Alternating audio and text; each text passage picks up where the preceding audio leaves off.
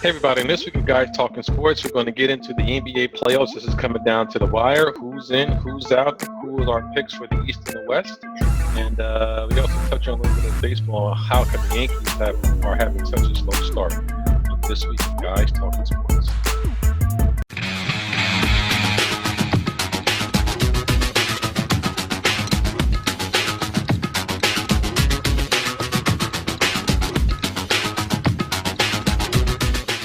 Hey, what's up, everybody? On this week's edition of Guys Talking Sports is going to be me, Al, and Ace, or me, Ace, and Al, whenever he comes back in and forth, shooting this shit, talking about sports and all the stuff that's going on good for this week in sports. So, how you doing, big man? Ah, man, another week. Wow, it's just winding down with the NBA and just winding down. Period. So it should be some interesting conversations moving forward now that it's coming to the NBA playoffs. Oh, yes, indeed. I mean, it kind of snuck up on me. Didn't realize that this weekend, I believe, is the start of the playoffs, if I'm not mistaken. Correct. So we're down to the last few games. I was just looking. I mean, it's getting really tight in the West. I mean, 1, 2, and 3 for the most part are pretty much secure, but everything else below that is a toss-up. Right. So, and on the East side, I mean, I think Toronto secured the number 1 spot. Who was it? Boston that did number 2. And right now, number 3 is going to be between the 76ers and Cleveland, which should be very interesting depending on who hits the 3 seed and who hits the 4 seed. Right. So, I mean, what you think, man? I mean, I guess we can go through the East. What are your expectations and predictions of the East? Well, or what are you most interested in seeing? well, bottom line is until it actually happens, the East still runs through Cleveland, regardless if they're the 1 seed or the 8 seed. Reigning 3-time NBA East, the Eastern Conference champion. LeBron is playing like a madman. I still predict Cleveland to come out. There's definitely not going to be a cakewalk. Philly's going to surprise. I think Philly might win their first round, depending on the seedings. Boston may or may not come out of the first round. I mean, sometimes they look really good, though they don't have Kyrie, and then other times they don't look as good. So I guess it just depends on the draw. Whoever Boston gets, I believe that series will probably go 6 or possibly 7. Outside of the top 4, Washington has been playing suspect. They were playing really good without Wall. Then Wall came back, then he started playing suspect again.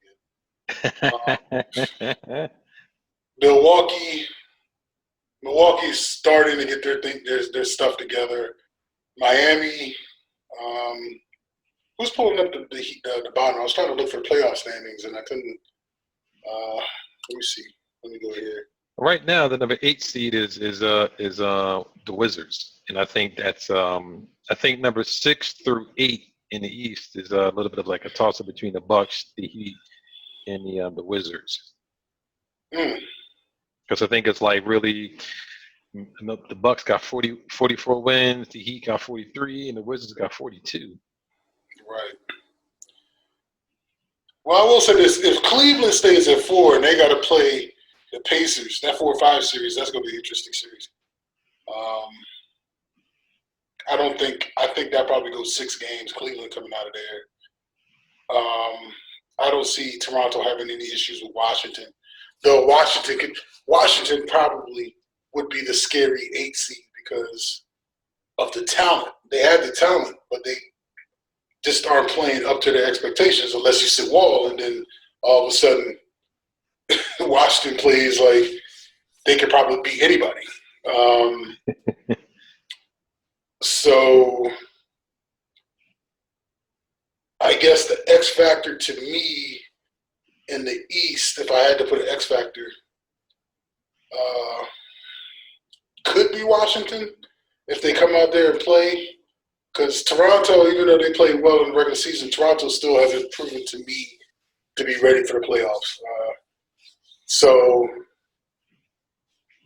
again, my preference, I still say, is Cleveland is to lose, and it's very much possible that they could.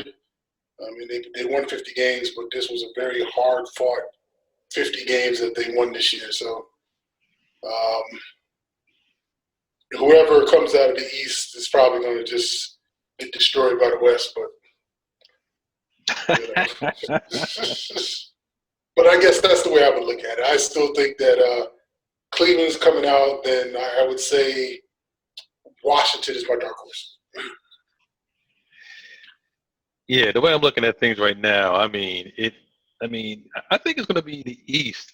I think actually the East and the West. I think it's probably going to be some really competitive games because I think a lot of the teams, I think, more so are a little bit more balanced in past years. I think the East is a lot more balanced due to some injuries, of course, with Kyrie out in Boston. You got Smart; he's going to be coming back, but you don't know how he's really going to be. Walls that just came back, but we're not sure how he's going to be really in the playoffs. He hasn't really played that significant amount of games. So my thing is, I agree with you. I mean, right now, I still think LeBron turns it up another notch in the playoffs. Right now, I think if he stays at the 4 and 5 seed, I think the Indiana Pacers is going to be a relatively competitive series, but I still think Cleveland gets it. But I think that in my opinion, as far as LeBron is concerned, this is probably going to be, in my opinion, his last year where he's going to probably really have a relatively, I won't say easy road, but a clean road to the finals, because next year I'm pretty sure you're going to have Kyrie back in Boston. You're going to have Gordon Hayward back in Boston. Philly is going to have one more year underneath their belt. And they're going to be pretty good. So I think it's going to be a lot harder for him to make it to the East. But this year, the Sixers, they're a year away. They need some playoffs experience. I don't think the process works that damn fast. So I'll give it to them. They're playing a lot better. They got 50 wins, and I don't think anybody really predicted that beginning of the season. But they've been playing some very competitive games. I don't believe in Toronto. I think Boston could be I think Boston can get bounced out the first round if they sleep on whether it's the Heat or the Wizards, depending on who they catch. But I would love to see the Sixers in Cleveland in the Eastern Conference Finals, even though I'm not 100% sure the Sixers are going to make it to the finals. No. Can I jump in? Can I jump in here? Anytime. He's back. Welcome, sir. Thank you. First of all, thank you. Appreciate everybody. I was listening. Well, I was listening in. So I'm taking that y'all talking about the Eastern Conference and the NBA. Who's the chances and all that's going on with the Eastern Conference playoffs, right? That is correct. Okay. Yeah. Okay. Real quick. I guess the previous week I was talking about, before about Philadelphia, the 76ers, do not sleep on them. They're going to make some noise in the playoffs. I'm going to change that. I'm going to say now that the Philadelphia 76ers, as they currently stand, is going to make it to the Eastern Conference Finals. I'm making a bold prediction. Oh, write that down, Ace. Write that down. And the reason why I'm saying this is, and to be honest, I really didn't even think about it because I heard Stephen A. Smith said it. And when Stephen A. said it, I was thinking how, but then the more I started thinking about it, I was like, you know what? I'm on the same page with him. I completely believe that, and I'm completely behind that. The way that they're seated right now, they're in the 3rd seed locked.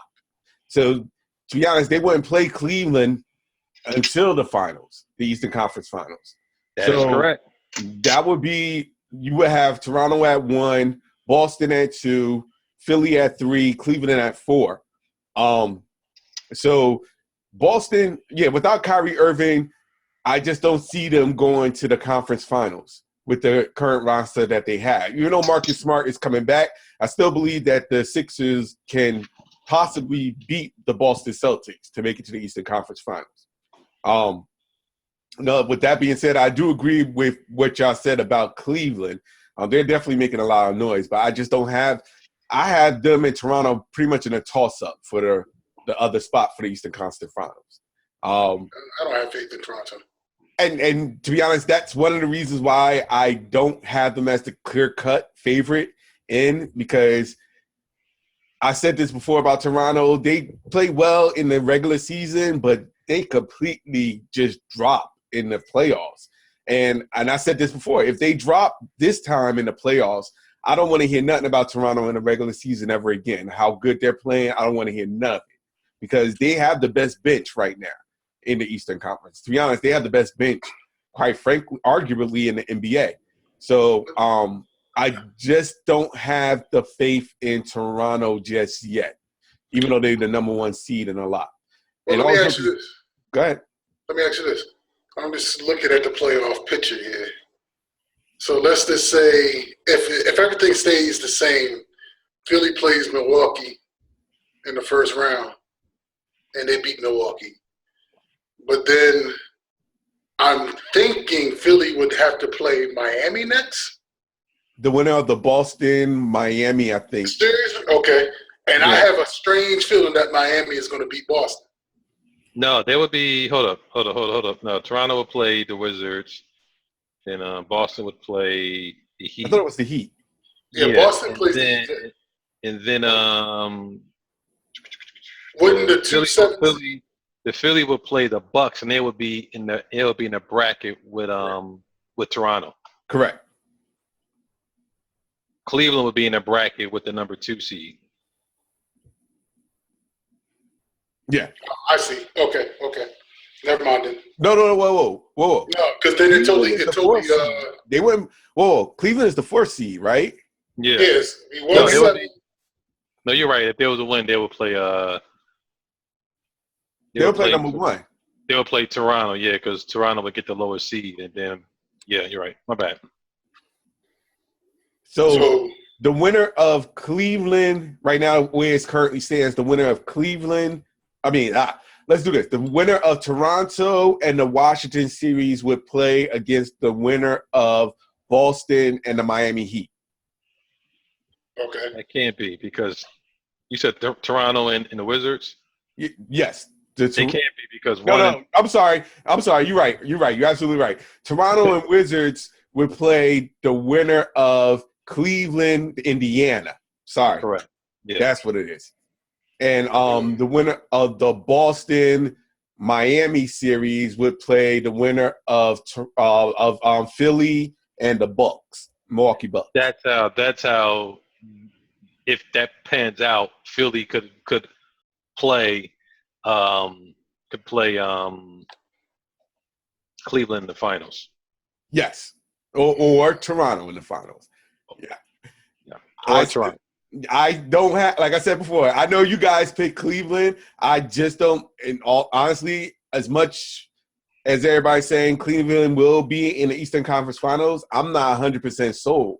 If they do, they'll be in a tough. This is probably going to be their toughest road getting there, because I don't think Indiana is an easy out. Indiana's not an easy out.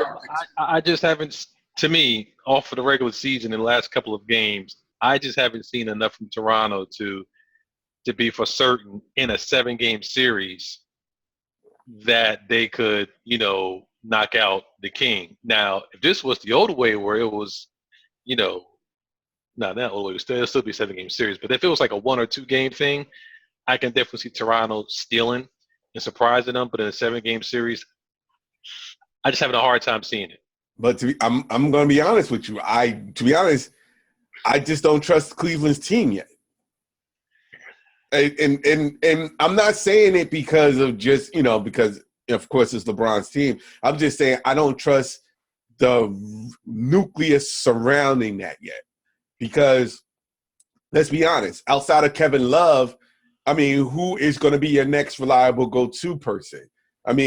J.R. Smith is now finally coming out to the light and starting to shoot better. But who's to say that switch is gonna go off in the playoffs? Like, I just don't. Or flicker as usual. It is. To be honest, I think J.R. Smith will give Cleveland at least one game in the series. He always does. Every series he gives at least one, except for the past couple finals when he kind of disappears. But that's my point. Like, that's what they're going to rely on. Like, to be honest, he's going to be the X factor that they need. I mean, because everybody knows LeBron's going to get his, Kevin's going to get his. If J.R. Smith is not in the mix, or if Kyle Korver is not shooting well, who's to say that is going to make a difference? So I just don't, and I'm not saying that from that standpoint, more point the fact that I just don't know how Jordan Clarkson, Larry Nance, these young guys is going to be in the playoffs yet. I haven't seen them play a playoff game yet. So it's going to be interesting to see how they do in the first round, because that will determine whether or not, to me, if they're ready for the prime time light in the playoffs, or if there's going to be struggles there. Well, as long as you got a LeBron, you got a chance. So, so then let me ask you a question: are you trusting LeBron James more so? So it's more of a question: you trust LeBron James more so than the Toronto Raptors, for say, as a team? Yes, I'll tell you something. Yes, because LeBron James by himself in their first championship, the first time playing Golden State in the championship, when they lost in 6, he damn near willed them to 6 hard-fought games in that championship by himself. That is true, but he has a much better team. He has a much better team going into the playoffs at this junction than that first championship team that played and lost to Golden State. I'm not talking about. I know they had Kyrie and I know they had Love, but they were both injured. So if you just want to take the body of the team, he has a better team now than he did then. But here's my difference. The difference is that he had that team from day one. Like, this is now a new team that came in midway through the season. Like, I can see what I'm saying is there's, like, with the regular season being the way it is, there's some easy teams that, of course, you're going to play well against. But come playoff teams, those teams are much more tougher. So from that standpoint of it, will that team be ready and come postseason? That's really what the bottom line is, because let's be honest, Jordan Clarkson and those guys never really been to the playoffs. I don't think they had that experience to be in the playoffs. So, but let's look at the Cleveland's first round matchup against Indiana. Indiana and Cleveland played 4 games, and they played all 4 games prior to Cleveland making their trade in February. So Indiana hasn't even played this team. That is true. So it's a huge unknown to Indiana. So I'd have to give the edge to Cleveland, just because, 1, of LeBron, and 2, it's the playoffs, and Indiana hasn't been in the playoffs as of late. I'll put it like this, because we all know the playoffs, and we all know that once you hit the playoffs, these unsung heroes come out of nowhere that's been stinking up the bench and do absolutely crap. But then all of a sudden, playoff time hit, these guys play like lights out for LeBron. We've seen it for the last 7 freaking years. I can go through the laundry list of guys that don't play with him now that have done it. So if I was a betting man, I would at least put money on the fact that LeBron can at least get him to the Eastern Conference Finals. And I even go so far as I'll give it a 2-2 split between Toronto and Cleveland if that's where they fall into place. So I'll give them a 2-2 split, which means now you got the best the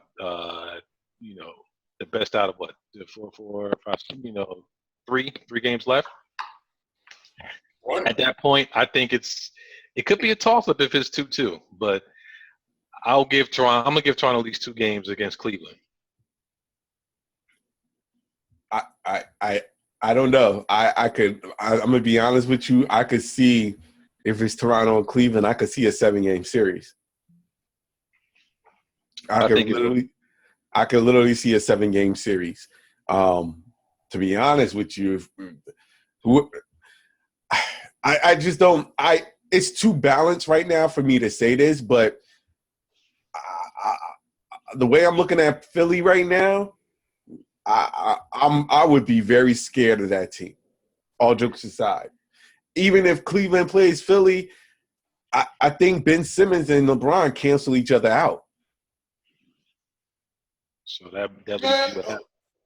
So you got Well, Embiid and shooters. I just don't know. I'll put it like this.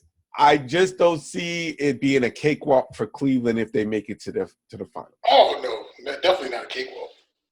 Definitely not a cakewalk. But like I said, I'm standing by it. It's LeBron's to lose. I feel like this. It's a one-man show at this particular point. So, I mean, with Kevin Love putting in what he can contribute, but I think this is probably going to be the most work he's going to get into the final since the first year he was in Cleveland. So he could, in theory, make it all the way there and be totally drained and get dusted by whoever is the Western Conference Finals. I mean, representative. I agree with you on that. He been playing lights out for 82 games. He done gave it all, and Who? well, not. Who? He may not have given 100% every year. Okay, I was about to say who. Wait, who is you talking about? but I'm sure. Skip January. I'm sure he got his points though. Yeah. What? Well, all right, yeah, I'll give you that. He got his points, but yeah, from he took the month of January off. he definitely took the month of January off. It still baffles me the fact that people still talking about he's MVP. We can get Still to that baffling. later. So, all right, fellas. So now we've mushed the Eastern Conference. The Western Conference is much more much more convoluted, where you have 4 through the 8th seed all separated by one damn game. I mean, Utah right now number 4, 47 wins. Pelicans number 5, 47 wins. San Antonio 60, 47 wins. Oklahoma City 47 wins, and the Minnesota Timberwolves 46 wins. So right now it's going to go right down to the last goddamn night of who's going to be 4 through 8. Yeah, that's You crazy. know what's interesting? Go ahead. You know what's interesting? It's. I don't know if the league is actually balanced, or some of the trades that took place, or some of the things that took place, because some of the teams in the West couldn't make the playoffs in the East. Shocking. Are you sure about that? Because I mean, some could, but some couldn't. I mean, if you're just taking it based on 8 teams, only 3 teams from the West could possibly overtake 3 teams from the East. And flip that back, because you got number 6 through 8 on the East. That's not even better. Don't have better records than 4 through 8 on the West. Oh, I agree with that. But I'm just saying, as far as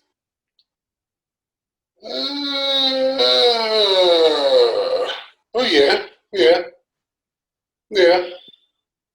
But it's still shocking that, to me, it seems as though there's better records in the East more so than the West, as far as playoff teams. Shocking me. Yeah, I guess that's where I was trying to go with that. You got Houston and Golden State as the cream of the crop, and it just looks like everybody else is just crap when it comes to the West. Yeah, and I'm kind of curious to see what that 6th, 7th, and 8th seed is going to look like, because right now I think Oklahoma City, depending on where they fall, I think that's probably the scariest team in the scariest team right there in the West, and could be. I think if OKC would catch Golden State, the way Golden State has been playing, and if they ain't got Steph Curry at 100%, I could see Oklahoma City taking them out in 7. Predicated to the fact that Paul George and Melo actually come to play. If it's all Westbrook one-man show, then no. But if Paul George and let's say Paul George and a half of Melo in a Westbrook playing lights out, I think they could sneak up and upset Golden State. They do have the talent to do it. That's really what the bottom line is. They definitely have the talent to upset. The question is, really, will they show up? Well. Let me take that back.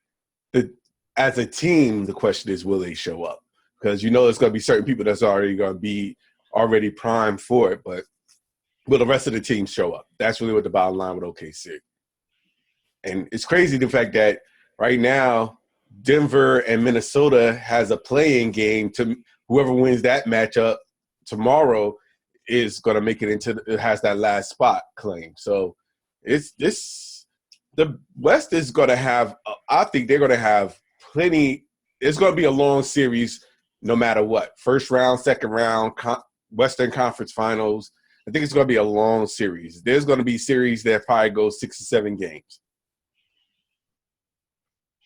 So given how the things it works out right now, because the 1-2 and at least the 1-2 seed is pretty much secure with 3 through 8 all, it'd probably be decided between tonight and tomorrow. But do you guys think that either the Rockets and Golden State do make it to the Western Conference Finals, or do you see one of them losing before they get there?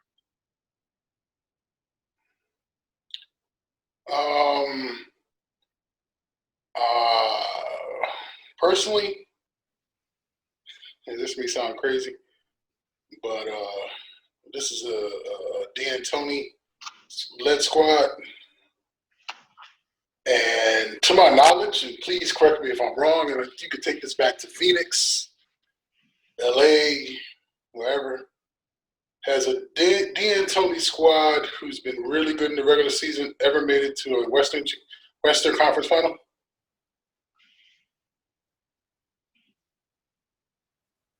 I think Phoenix did with Steve Nash and that crew. Yeah. But did they win it? No. Then I'd have to say Houston is going to get eliminated. I'm just going based off of just a track record. Hey, Ace, I'm going to do you one better. If Houston plays San Antonio, that's when they're going to lose. You think so? Do you think Kawhi will come back for the playoffs? Or is he done? That's a touchy subject. Comes back or not, whether he comes back or not, I don't think he's not going to be in NBA shape anyway. So I don't think he plays the play. Personally, I think he's done in San Antonio. My personal opinion, but if he hasn't come back yet, he's not coming back for the playoffs. Hey, Kawhi, listen to me, Kawhi. If you're done with San Antonio, there's another black and white team that has your name on it. And I'm making this pitch to you. You know the GM very well. So I'm just going to let that sink into your head for a second. You know the GM very well. You could come to the eastern side of the black and white. I'm just going to leave it like that. Is Brooklyn in the house? Just saying. We'll welcome you with open arms. It wouldn't shock me if Cleveland tried to pull the trigger and try to get Kawhi. I heard that too. Because they got Kawhi. Wow, that'd be something interesting. But I just can't see them keeping everybody there and adding Kawhi. That would be very difficult. Someone has to go. I think a couple of them young gunners got to go. Why does it always got to be the young gunners? Why can't it be the older folks? That's because that's how Cleveland roll. It's LeBron's take. LeBron gonna say Clarkson and other dudes take them. Give me Kawhi. Then they'll give up. Then they'll come off of that Nets pick. Yeah. So what you saying? They're going to Isaiah Thomas them out? Yeah. Man, I tell you, can we take a moment back? I know we still need to discuss the Western Conference. I don't even know if it's worth discussing the Western Conference, but actually, it is. I have a theory about that. Okay, then really quick. In light of the Isaiah Thomas being shut out for the rest of the season with another hip surgery, in light of and I know we probably touched on this last week, in light of Kyrie's knee issue, which they said that if Cleveland hadn't shopped Kyrie, Kyrie was going to sit out the year anyway to get the knee surgery. At least that's what I've heard through conspiracy theories. Who makes out? Who makes out in this? I mean, in the long run, Boston probably makes out. But then I read an article where should Boston be worried about this sort of a knee injury because there have been some other players who've had this sort of a knee injury and he just never came back the same, especially playing basketball. I think I read it on either Bleacher Report or ESPN. I'm not 100% sure. Will Isaiah ever be the same? Who fleeced who? Who got the best of the deal? Just considering everything that's happening to right now, leading into the playoffs, who came out on top? I guess this is a debate that could be going on from now until Kingdom Come. But if we're just talking about today and this season, not next year and years to come. Today and this season? Mm-hmm. I mean, it's almost Cleveland by default because of the injuries to Isaiah Thomas and Kyrie Irving. But, I mean, that's really what I would say it's Cleveland by default for right now this season because the other two are not playing right now. So,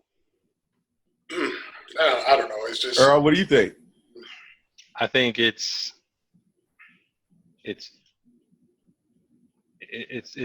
inconclusive because Cleveland did another trade after that trade, which involved some of the people that they traded for. So I would have to go back to where both teams were before the trade happened to see who got the better of the deal. And at that particular point, I'll have to go with Boston. Okay. Now, but you're saying for this season, right? This season alone. This season alone. If I take this season, and I'm only taking the pieces that were traded for, I'm not talking about whatever happened afterwards. I'm talking about the pieces that were traded and what happened before Cleveland did another trade, then I would have to say, in my opinion, both of them got fleeced. But who made out better with the deal at that particular point? It was Boston. You know what? You talking about the initial trade itself? If you're talking about the trade where it involved Kyrie and Isaiah Thomas, you're talking about the players that were swapped, that's what I can go on. Because right after that, Cleveland did another trade with some of the players that they got from Boston, where Boston didn't do another trade. So, like I said, it's kind of inconclusive. I can go on the record to say Boston because they have a better record than Cleveland. But if I go back to the actual trade parts that went and how they played after that fact, I will have to go with Boston. You know what? I changed my mind. I also go with Boston. Not just for that as well, but for the fact that even if Kyrie is out, I think he made a better player in Terry Rozier. And in doing that, I think it helps set up Boston from where they are right now. So if Kyrie was out, they have a serviceable guard in Terry Rozier to help them in the playoffs as well. So I think from that standpoint, I choose Boston as well. Okay, cool. All right, so I'm sorry to take away from the Western. No, it's cool. The Western Conference, and I'm curious about your theory there, sir. I have a hard time seeing the Golden State Warriors going to 4 NBA Finals. That team right now is playing uninspired, bored basketball, and I'm sure they can probably flip the switch. But that trade for Kevin Durant is coming back to bite them in the ass right now because their bench got depleted. But hold up, last season they pretty much re-signed their top 3 guys off the bench. Not all of them. You had to give up a lot to make cap space for Kevin Durant. So they got rid of a lot of people, but kept who they can keep. They kicked out a lot of money to keep Iggy out there for some money. But they left a lot of their other serviceable bench players. Now I give them Brandon Cook. Cooks for Golden State has been playing some serious ball, so they found their backup point guard. But I mean, the bench play has not been as it was 3 years up until this point.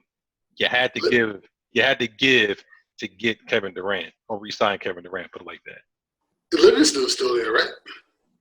Livingston and Iggy were probably the top two free agents. I mean, the top two bench players that they wanted to keep. They gutted. They let go a lot of good players. Yeah, Ian Clark for one was a great player. Was a good player for him as a backup role. Yeah, I agree. They definitely is not their bench is not as what it used to be. But I will say that them adding Nick Young and some of the other pieces for the minimum contracts, I think that really helped them out a little bit. But we'll see if they're playoff ready because their chemistry is for the benches now, is completely different. And Golden State, you're right, Earl. They're so uninspired right now. Like, this is just at a point where it's starting to become more ridiculous. Like, it seems like Kevin Durant is just now picking up more bad habits now, hanging with Golden State a little bit. It seems as though that he's taking on that bad boy persona and now complaining about the refs, with all these calls and stuff like that. And speaking of which, I got to say this. I got to say this. No, I really do got to say this. All jokes aside, any NBA player should not have any gripe with the refs, with the exception of two players, Spencer Dinwiddie and I forgot the other person, because they was the only two players that went to that meeting during the All-Star break with the NBA refs. That ref meeting that they were supposed to have where the players were supposed to meet up with the refs, only two players went. So I don't understand why NBA players are still griping at referees, complaining about bad calls and all that stuff going on when you didn't even sit down with the refs to see how, to work something out. So I don't want to hear complaints from Kevin Durant. I don't want to hear complaints about anybody from an NBA perspective, from a player perspective, about refs and, all the refs are not doing what they're supposed to do. You don't have any gripe to complain about if you didn't go to the meeting to at least work something out with the refs. That's my only gripe about that. Sorry. I'm off.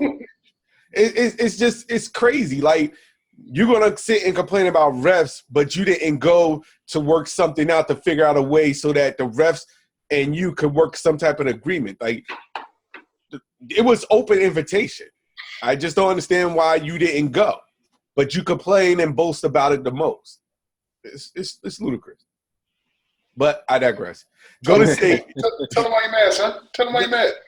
No, I'm done with that. I just find it like, why are you complaining? You didn't even talk with the refs to see what's going on. You get ejected, complaining about the refs doing this, complaining about the refs no call. Like, it's crazy. Like, just focus. All right, just focus on basketball. I'm done with that. We need to incorporate a Al's grind your gears moment. He has gears grinding. Yeah, well, I don't want that to be a regular thing here.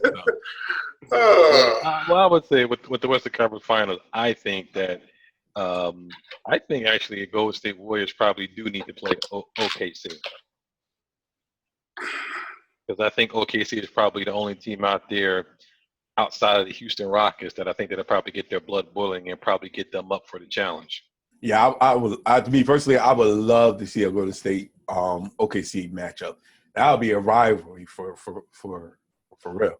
I think I think Kerr, probably would prefer it or like that because I think he sees his team being very apathetic right now, and they need a 3-1 hit in the head to kind of wake them up and get them ready to ball. I'm curious to know how much better the Pelicans would be if Boogie didn't rupture his Achilles. Ooh, I'm sorry. I think they'd probably be at least maybe anywhere between 5 to 10 games better. 5 to 10 games, so that would then put them possibly a 2 seed. Maybe definitely a 3. I'll probably say maybe a 3. I'll probably say a 3 seed. Because they're already 1 game out from being a 3 seed. There was already a 3 seed when Boogie was with them still. They was the number 3 team in the West. You right? Yeah, were they? Yeah.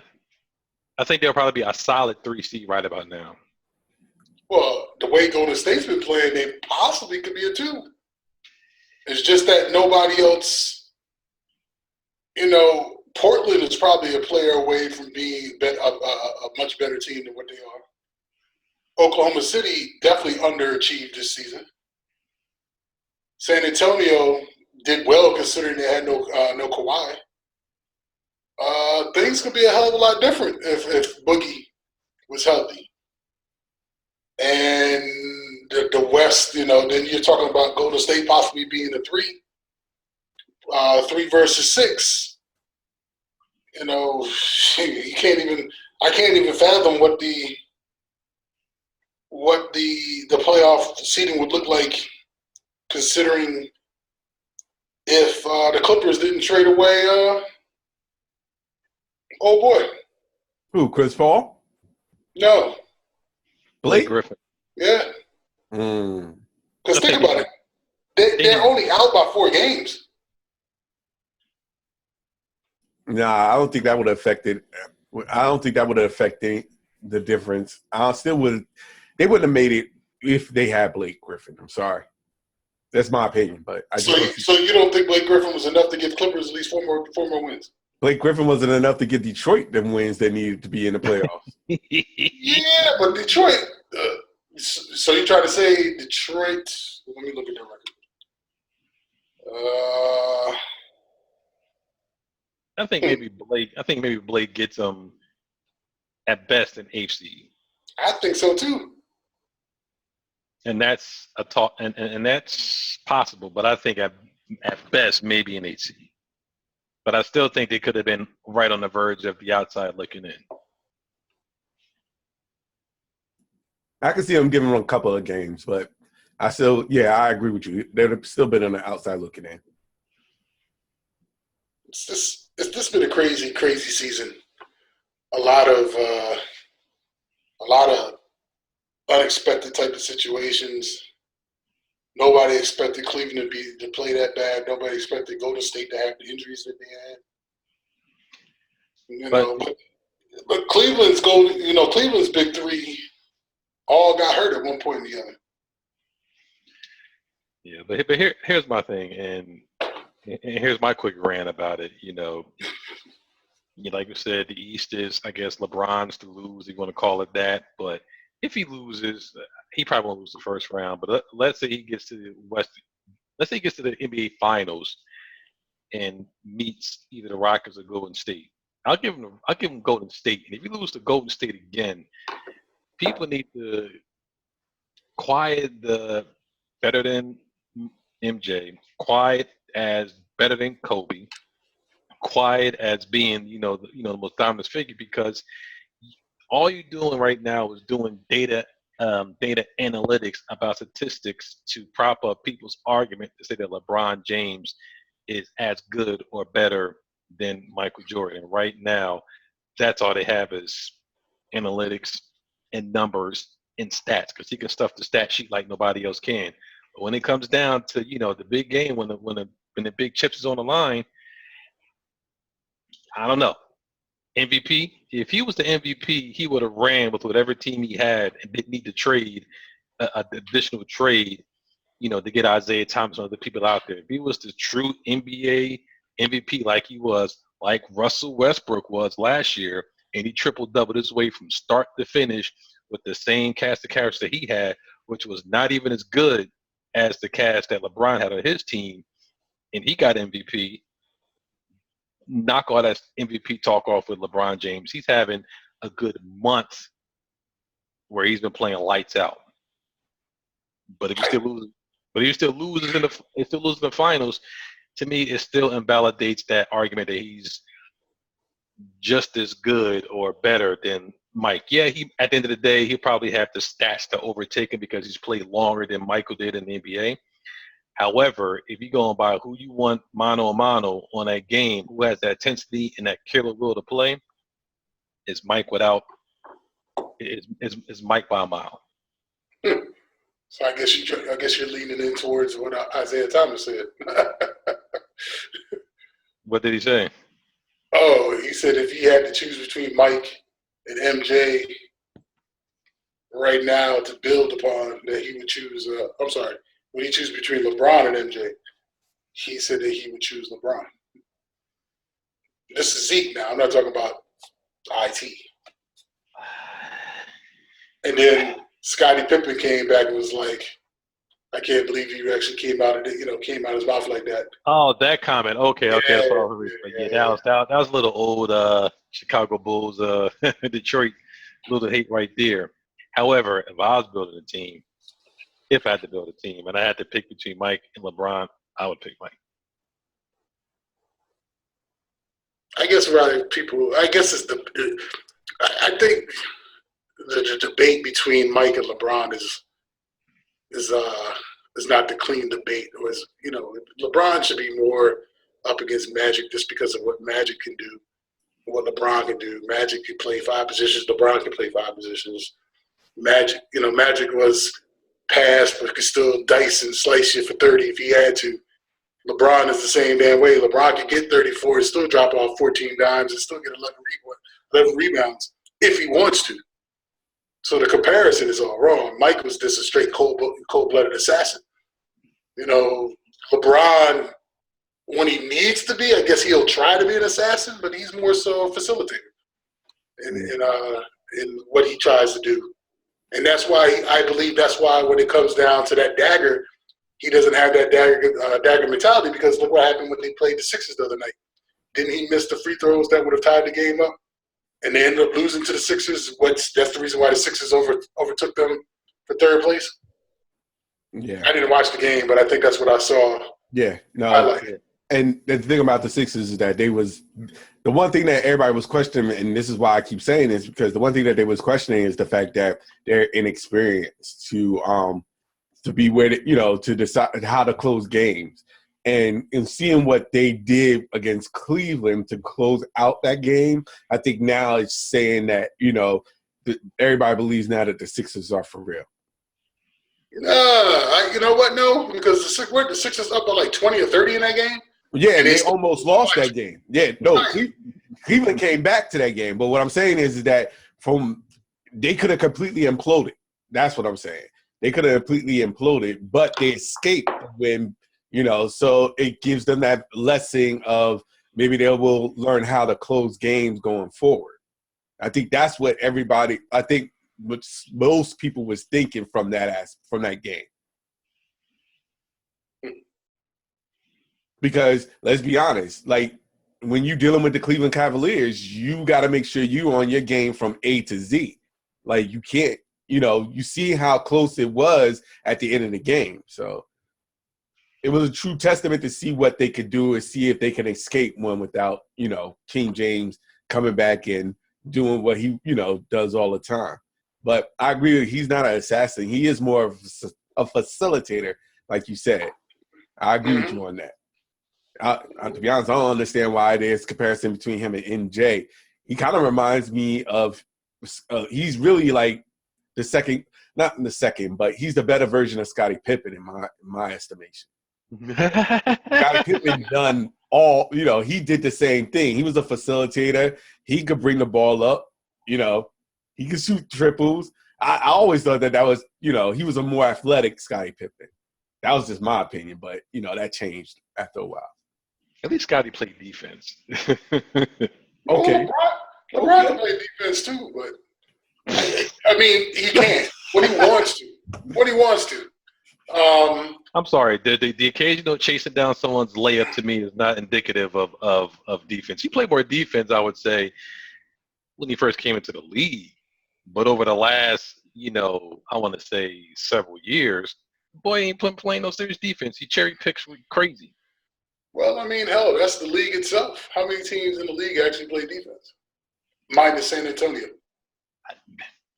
None. All right. Minus San Antonio. San Antonio is the only team I know that plays defense. San Antonio is the only playoff team that's who gives up less than 100 points a game. Well, shit, you can't really touch anybody. True. Where's the 80s and early 90s basketball when you need it? Yeah, I would have loved to see LeBron James back in the mid '90s wearing those sneakers. I am king into the Garden against the old Knicks with Oakley and Mason and X-Men and Stark and Ewan. Yeah, he'd have been picking himself off the ground plenty of times. That'd have been the first and the last time he would actually wear some sneakers like that. Even Mike didn't do that. Mike just dropped 40 to 50 on him and called it a day. Come back and drop 55 on him and say, shh. Well, fellas, it's about 10 o'clock, so we're around about that time. I just want to put one thing out there about baseball. Goddamn, Ace Yankees stinking up the freaking joint. 10 games. Give up 9 runs in the 6th inning. They butts beat 14-1. Yeah, pitching ain't doing nothing. But holla at me like mid-June, July. I remember when A-Rod and company won the World Series that year. I think they started off the regular season 20-25 and end up winning the World Series. It means nothing. All right, so then don't gloat if they go on a 10-game winning streak. We'll just say, hey, just wait till the summer, like you just said. Again, yes. It's a process. Yes, I mean they're. You know what? I appreciate they're going through a slump right now. They're not doing well right now, because when they turn the corner and they start doing well, lights out. Well, you know how the New York fans is, and right now, Boone is not getting much love at the moment. The door's hanging. Oh yeah. Tip my hat to the Mets. They're doing good. Woo. All right, fellas. Well, since it's at that time, we enjoyed everyone for subscribing, listening to our podcast, listening to us shoot the shit as we always do. So, fellas, tell them where they can find you at.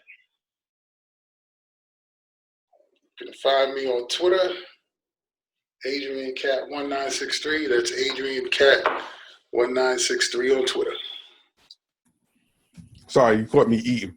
You can find me on Instagram and on Twitter. I know, right? Twitter and Instagram. I am Al Qualls. Again, Twitter and Instagram, I am Al Qualls. And you can find me on Twitter and Snapchat and the gram, JERoss7 at. Everybody, that is our time. And as we always say, love to everyone. Deuces. God bless. Have a good night. You got to go home, but you got to get the hell up out of here.